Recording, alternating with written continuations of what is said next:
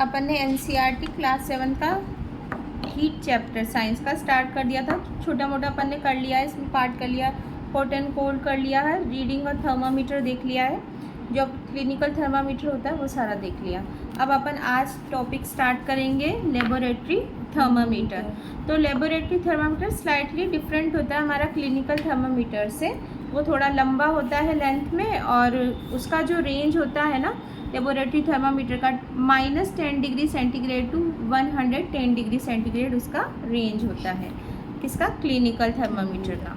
तो different types of जो thermometers are used for different purposes, अलग अलग के लिए अलग अलग तरीके के यूज़ होते हैं। जैसे ये नहीं कि हम कुकिंग के लिए या लेबोरेटरी में जो थर्मामीटर यूज़ आ रहा है वही हम हमारे क्लिनिकली यूज़ भी करेंगे, ठीक है, अपना बॉडी टेम्परेचर लेने के लिए। The maximum and minimum temperatures of previous days reported in weather reports the measured by a thermometer called the maximum and minimum thermometer. यानी जो हम जो थर्मामीटर की रेंज होती है ना प्रीवियस और अभी, उसका जो डिफरेंस है मैक्सिमम और मिनिमम अपन थर्मामीटर में लेकर चलते हैं। उसका रेंज मेन तो इसमें इंपॉर्टेंट लाइन केवल इतनी है कि इसकी रेंज कितनी होती है, -10 degree celsius to 10 degree centigrade. हाँ, सेल्सियस बोलो या सेंटीग्रेड बोलो, दोनों सही है, सेल्सियस से सेंटीग्रेड। हाँ, और इसका मार्क इस तरीके से होता है, डिग्री सी लिखकर हो जाता है, जो कि लेबोरेटरी में अपने काम में आता है। इसका इमेज भी अपन को दिया हुआ है, येलो कलर का, एकदम लंबा सा है, ठीक है। इसमें वो नोट नहीं होती आगे, जैसे अपने क्लिनिकल थर्मामीटर में बोलते हैं ना उसको थोड़ा सा झटक के फिर यूज़ करते हैं, इसमें ऐसा कोई सीन नहीं होता। जैसे अपन ने उसको बीकर से, जब मान लो हॉट वाटर का बीकर है उससे बाहर निकाला तो खट से उसका जो हमने को दिखाया था वो, हाँ वैसा ही होता है। चलो, in addition to precaution to be taken while reading a clinical thermometer the laboratory thermometer, तो क्या क्या है देखो। Should be kept upright not tilted, इसको हमेशा एकदम स्ट्रेट रखना होता है, हिलाना नहीं चाहिए, टिल्टेड नहीं करना चाहिए। Bulb should be surrounded from all sides by the substances of which the temperature is to be measure, जो भी हमको मेजर करना है वो उसका वहाँ तक अपन को एकदम एग्जैक्टली पता लग जाएगा। The bulb should not touch the surface of the container, container का जो सरफेस है उस पर टच नहीं करना चाहिए, यानी एकदम मान लो बीकर में या ग्लास में या किसी में रखा है तो नीचे से टच नहीं होना चाहिए, हवा में रहना चाहिए। या तो अपन पकड़ के रखेंगे या फिर कोई भी इंस्ट्रूमेंट के थ्रू उसको ऊपर की तरफ होल्ड करके रखा जाता है। तो ये हमारा शॉर्ट एंड स्वीट क्या हो गया, क्लिनिकल थर्मामीटर वाला छोटा सा पोर्शन हो गया। अब इसमें एक चीज़ और दी हुई है, इसको भी जस्ट करके अपन ख़त्म करते हैं। There is a lot of concern over the use of mercury in thermometer. Mercury is a toxic substance and is very difficult to dispose of. It's a thermometer breaks. These days digital thermometer are available which do not use mercury. अच्छा, जो हम देखते हैं clinical thermometer हो चाहे हमारा laboratory वाला thermometer हो, इसमें टेम्परेचर जो राइज होता है वो मर्क्यूरी के राइज होने की वजह से हमें उसकी टेम्परेचर रीडिंग पता चलती कि नहीं चलती।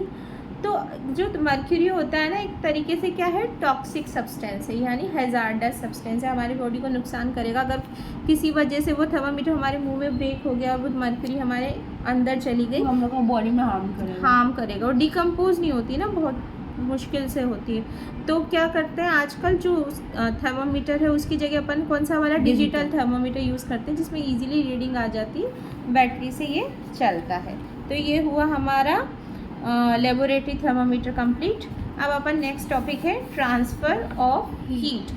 तो हीट का कैसे ट्रांसफ़र होता है, तो अपन पहले मैं आपको जनरल यहाँ पे बता देती हूँ।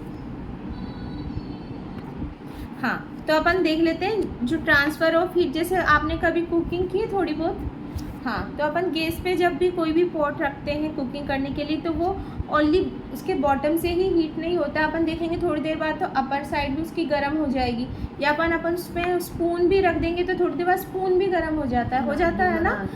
हाँ, तो वो जो एकदम अपन ने तो नीचे फ्लेम नीचे ही ऑन करी थी या फिर इंडक्शन पे करो तो हो जाता है, तो वो हीट का क्या हो रहा है, ट्रांसफ़र हो रहा है पूरे through out the vessel, through out the port, वो हीट क्या कर रही है आपस में ट्रांसफ़र कर रही है। तो वो हीट का एक जगह से दूसरी जगह ट्रांसफ़र होना, यानी हॉट सरफेस से कूल सरफेस की तरफ ट्रांसफ़र होना क्या कहलाता है? Heat transfer. और जिसे अपन जो हमारा साइंटिफिक वर्ड है हीट ट्रांसफ़र का, उसको कंडक्शन बोलते हैं। तो हम इसका एग्जैक्ट डेफिनेशन देख लेते हैं क्या है।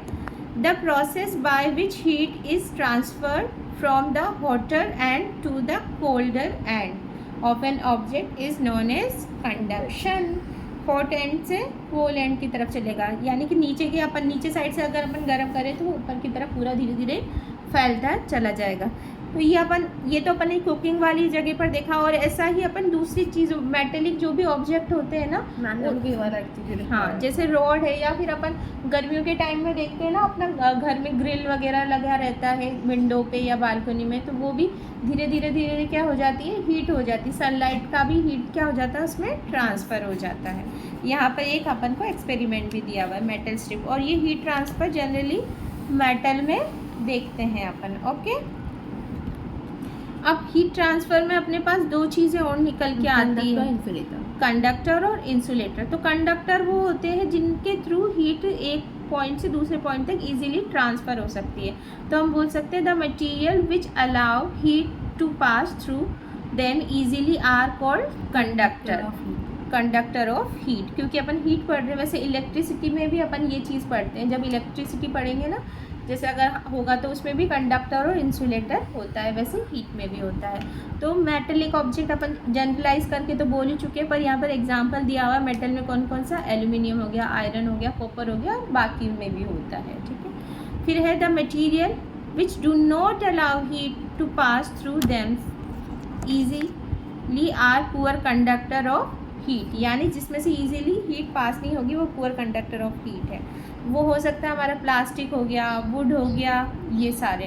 तो इनको हम बोलेंगे, क्या बोलेंगे, इंसुलेटर बोल देंगे। ठीक है, क्योंकि अपन देखते हैं ना, अगर हमारा स्पून है या कोई सॉस पैन है, उसका जो साइड है उस पर बैकेलाइट यानी वो ब्लैक कलर का हैंडल लगा रहता है, तो वो तो हीट नहीं होता। भले हम सॉस पैन को 10 मिनट 15 मिनट आधा घंटा के लिए हीट करें, पर वो नहीं होता, क्योंकि वो क्या है, इंसुलेटर ऑफ हीट होता है। और वो नॉर्मल प्लास्टिक का नहीं बना होता। एक पॉइंट ये भी है, ये नहीं कि नॉर्मल प्लास्टिक होगा तो पिघल जाएगा ना, वो बना होता है बैकेलाइट का। किसका, बैकेलाइट का। चलो, इसमें एक पॉइंट और दिया हमें, the water and air are poor conductor of heat, यानी जो एयर हो गई या फिर वाटर हो गया, वो वाटर तो ऑब्वियसली हीट का पुअर कंडक्टर होगा। और एयर में भी अपन रखते हैं ना, कोई चीज़ को ठंडा करना है तो एयर में हवा में रख देंगे तो ठंडा हो जाएगा, या फिर उसके नीचे पानी रख देंगे या पानी उसके ऊपर डाल देंगे तो क्या हो जाएगा, ठंडा हो जाएगा, यानी हीट का पुअर कंडक्टर हो गया, इंसुलेटर हो गया। अच्छा, ये हमने देख लिया, कंडक्टर देख लिया किसे बोलते हैं, कंडक्शन देख लिया, कंडक्टर और इंसुलेटर देख लिया। अब ये जो प्रोसेस है जिसके थ्रू हीट होता है पूरा ऑब्जेक्ट, तो उस पूरी प्रोसेस को हम बोलते हैं कन्वेक्शन। तो क्या है, this process continues till the whole water get heated. अगर हमारा, हाँ, तो हम देखते हैं ना, देखो अगर हमको कोई फ्लास्क में पानी गर्म करना है तो पूरा अपन बोलते हैं कि अपन जब पानी पॉट में डालते हैं या कोई वेसल में डालते हैं तो नीचे से धीरे धीरे गर्म होने लगता है, पर वो ऑल ओवर पूरा का पूरा गर्म हो जाता है कि नहीं होता। तो कोई भी लिक्विड है या कोई भी चीज़ अगर वो पूरी की पूरी गर्म हो रही है तो किस प्रोसेस के थ्रू हो रही है, the process continue till the whole water get heated, यानी कोई भी लिक्विड अगर हीट हो रहा है, this mode of heat transfer is known as convection. एक पॉइंट से पूरा सारा का सारा वाटर गर्म हो जा रहा है, तो ये जो पूरी प्रोसेस है कन्वेक्शन हो गई हमारी। ठीक है, अब ये हो ही गया हमारा। अब अपन देखेंगे कि ये जो कन्वेक्शन है और हीट ट्रांसफ़र है, इससे रिलेटेड एक डे टू डे चीज़ भी हमको यहाँ पर रिलेट होके आती है। क्या चीज़ है, हाँ, इसको भी देख लेते हैं। एक यहाँ पर सेफ्टी इंस्ट्रक्शन दिया हुआ है अपन को, be careful, keep your hands at a safe distance from the flame so that they do not gate burned. अगर हम फ्लेम पर काम कर रहे हैं या कुछ भी काम कर रहे हैं, जैसे यहाँ पे एक एक्टिविटी दी हुई है कि किसकी दी हुई है, कैंडल को बर्न करके उससे हीट को ले रहे हैं, तो उसको अगर अपन दूर से ऐसे करेंगे तो वो अपन को हीट फील होगी ना गर्म, पर अपन को यहाँ पे एक सेफ्टी इंस्ट्रक्शन दिया हुआ है कि थोड़ा दूर रखना है कि हमारा हाथ बर्न नहीं हो जाए। तो इसके लिए दिया हुआ है कन्वेक्शन का पूरा प्रोसेस दिया हुआ है। चलो, अब एक अपना डे टू डे लाइफ में किस तरीके से अपन देखते हैं ना, एक सी ब्रीज करके और लैंड ब्रीज करके हमारे पास दो वर्ड यहाँ पर है, तो होता क्या है एक्चुअल में सी ब्रीज और लैंड ब्रीज, वो हम देखते हैं। तो ये हमारा part of convection, part of conduction sea breeze है और लैंड ब्रीज है। तो देखो इसको अच्छे से समझते हैं।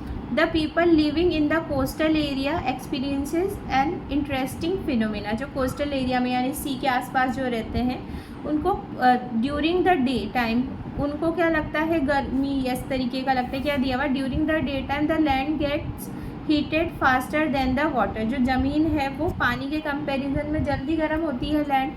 The air over the land becomes hotter and rise up. Air जो है क्या करती है, हॉटर होती, गर्म होती है लैंड साइड में, और ऊपर गर्म होने की वजह से वो उसकी डेंसिटी कम हो जाएगी और राइज अप ऊपर की तरफ वो उठ जाएगी। The cooler air from the sea rushes in towards the land to take its places. और जो सी क्या यानी वाटर के पास जो ठंडी एयर है वो क्या हो जाएगी कि उधर आगे की तरफ लैंड की तरफ फैलती चली जाएगी। The warm air from the land moves towards the sea to complete the cycle. The air from the sea is called sea breeze. यानी हमारी ज़मीन गर्म हुई तो ज़मीन से जो एयर उठी गर्म वो सी की तरफ गई, और सी से जो एयर उठी वो लैंड की तरफ आई। तो हमको दिन के टाइम में थोड़ा सा ठंडा फील हुआ। तो ये जो इस तरीके का पूरा साइकिल है लैंड टू सी और सी टू लैंड, तो इसको हमने क्या बोल दिया, sea breeze. To receive the cooler sea breeze the windows of the houses in coastal area are made to face the sea, यानी कि ठंडा फील होगा वहाँ पे। और at night it is exactly the reverse, उल्टा हो जाएगा। The water cools down over slowly than the water, धीरे धीरे धीरे, क्योंकि जब वो गर्म लेट होता है तो ठंडा भी लेट होगा water. So the cool air from the land moves towards the sea, this is called land breeze. तो यहाँ पर जैसे सी ब्रीज में लैंड टू सी और सी टू लैंड चला था, अब यहाँ पर उल्टा चलेगा, land sea to land breeze हो गया। ठीक है, ये हमारा हुआ। हाँ, अब हम देखेंगे यहाँ पर नेक्स्ट टॉपिक है, इसमें सब टॉपिक रेडिएशन। तो रेडिएशन क्या होती है हमारा देखो अपन को डे टाइम और नाइट टाइम में सी ब्रीज का सुंदर सा इमेज भी दिया हुआ है यहाँ पे। अब रेडिएशन देख लेते हैं अपन। From the sun the heat comes to us by another process known as radiation. यानी सन से जो हीट रेज है वो हम तक कम आ रही है, वो किस प्रोसेस के थ्रू आ रही है, रेडिएशन की प्रोसेस के थ्रू। और जो रेडिएशन है उसको the transfer of heat bye radiation does not require any medium, यानी कोई मीडियम का रिक्वायरमेंट नहीं होता रेडिएशन को ट्रांसफ़र होने के लिए। It can be place whether a medium is present और not. When we sit in front of a room heater we get heat by this process. अगर हम ठंड के टाइम में हीटर के पास में बैठे हैं तो हमको गर्म फील किस वजह से होगा, रेडिएशन की प्रोसेस के थ्रू। ठीक है, अब है हमारा a hot utensil kept away from the flame cools down as is transfer heat by surrounding by radiation. कोई हॉट है वो ठंडा कैसे होगा, रेडिएशन की प्रोसेस, यानी सराउंडिंग में उसने क्या कर दिया, अपना हीट का ट्रांसफ़र कर दिया, रेडिएशन रिमूव कर दी, and receive heat from by radiation. चलो, all hot bodies radiate heat. कोई भी हॉट ऑब्जेक्ट है, चाहे वो हीटर हो गया या कोई भी यूटेंसिल हमारा गर्म हो गया या फिर सन हो गया, कुछ भी अगर वो गर्म चीज़ है, आयरन हो गई हमारी, तो वो क्या करती है, हीट रेडिएट करती है।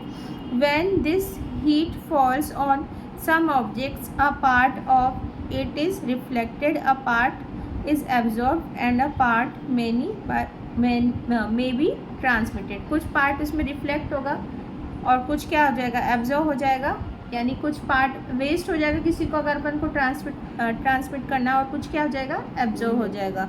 The temperature of object increase due to absorb part of heat. अगर किसी भी ऑब्जेक्ट का टेम्परेचर हीट हो रहा है तो एब्जॉर्ब पार्ट ऑफ हीट की वजह से हो रहा है। ठीक है, समझ में आया कि नहीं आया बताओ। जैसे अपन क्लोथ आयरन करते हैं ना, तो हमारी जो आयरन है वो हीट होती है, तो उसकी रेडिएशन में कुछ पार्ट रिफ्लेक्ट होगा, कुछ एब्जॉर्ब होगा। तो कुछ जो हम क्लोथ के ऊपर उसको घुमाएंगे तो उसका जो क्लोथ गर्म हो गया, उसकी वजह से उसके रिंकल निकल गए, तो वो उसका एब्जॉर्ब पार्ट हुआ। और जो कुछ पार्ट वेस्ट हो गया वो उसका क्या हो गया, ट्रांसमिटेड पार्ट हो गया। ठीक है, समझ में आ गया। अब है kinds of clothes we wear in summer के समय हम लोग को लाइट कलर वो करना चाहिए वियर, और विंटर के समय हम लोग को डार्क क्लोथ वियर करना चाहिए। Very good. अब हमको यहाँ पे छोटा सा एक बॉक्स में गिवन है, वी ऑफन यूज, तो क्या गिवन है अपन को ब्लू बॉक्स में, we often use electricity and fuel like coal and wood to keep our house cool और वार्म। हम क्या देखते हैं, इलेक्ट्रिसिटी, फ्यूल, कोल और वुड का यूज़ करते हैं ताकि उसकी वजह से हमारा हाउस कूल रख सके, या फिर अगर हम विंटर सीज़न है तो वार्म रखेंगे और समर सीज़न है तो कूल रखने की कोशिश करेंगे। Is it possible to construct buildings that are not affected much by heat and cold outside? This can be done by constructing outer walls of buildings so that they have trapped layer of air. यानी buildings का जो design इस तरीके से किया जाता है ना कि उसमें जो एयर ट्रैप होती है वो अंदर की तरफ, उसको वुड का है तो वो ठंडा रखेगी, और मतलब मेटल का हुआ तो क्या रखेगा, गर्म रखेगा, इस तरीके से। One way of doing this is to use hollow bricks which are available these days। हाँ, तो ये एक बहुत अच्छी चीज़ बताइए। देखो अपन को यहाँ पे आज के टाइम में जो हाउसेस बनते हैं ना, मतलब जो देख के बनाते हैं कि घर का ठंडा गर्म रहे, तो ब्रिक्स जो यूज़ होती है वो कैसी होती है, हॉलोज, मतलब कि अंदर से खोखली होती है, ताकि उसमें जो एयर है वो ट्रैप रहे। ठंड के टाइम में वो गर्म रखती है और गर्मी के टाइम में क्या उल्टा तो नहीं बोल दिया, हाँ, ठंड के टाइम में गर्म रखती है और गर्मी के टाइम में क्या रखती है, ठंडा रखती है, क्योंकि उसमें वही एयर क्या रहती है, ट्रैप रहती है। होलो हो गया ना, होलो में अंदर एयर रहेगी और वो ठंडा गर्म रखेगी।